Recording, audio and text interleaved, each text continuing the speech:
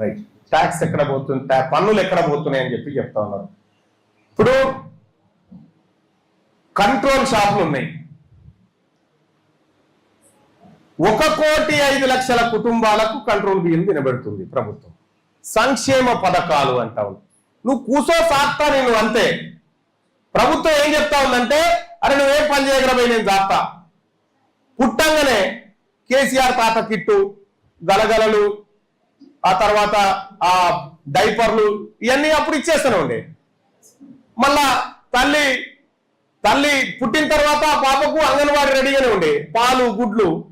అది అయిపోగానే మళ్ళా మధ్యాహ్న భోజన పథకాలు ఉండనే ఉండే. అది అయిపోగానే నువ్వు చదువుకో ఫీజు రియంబర్స్మెంట్. అది అయిపోగానే మళ్ళా విదేశీ స్కాలర్షిప్లు. ఒకవేళ నీకేం పని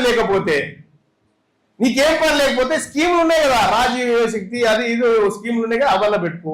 ఇల్లు మేమే ఇస్తాం, పెళ్లి చేసుకుంటే కట్నం మేమే ఇస్తాం, తులం బంగారం కూడా మేమే ఇస్తాం. నువ్వు కాలువారు కప్పుకొని కూర్చో. ముసలి అయితే పింఛన్ కూడా ఇస్తాం మేము. వీటన్ని పనికిరాని చెత్త స్కీముల మీద ప్రభుత్వం మీ పన్నులన్నీ ఖర్చు పెడతా ఉంది. ప్రభుత్వం ఖర్చు పెట్టాల్సింది హెల్త్ ఎడ్యుకేషన్ మీద పెట్టాలి. మీ కాళ్ళ మీద మీరు నిలబడి బతికేటట్టు పెట్టాలా,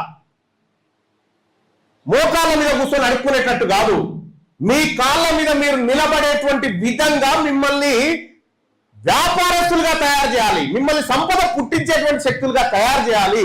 కానీ ఈ ప్రభుత్వాలు అట్లా ఎందుకు తయారు చేయాలంటే, మీరు వాళ్ళని డామినేట్ చేస్తారని మిమ్మల్ని తయారు చేయాలి.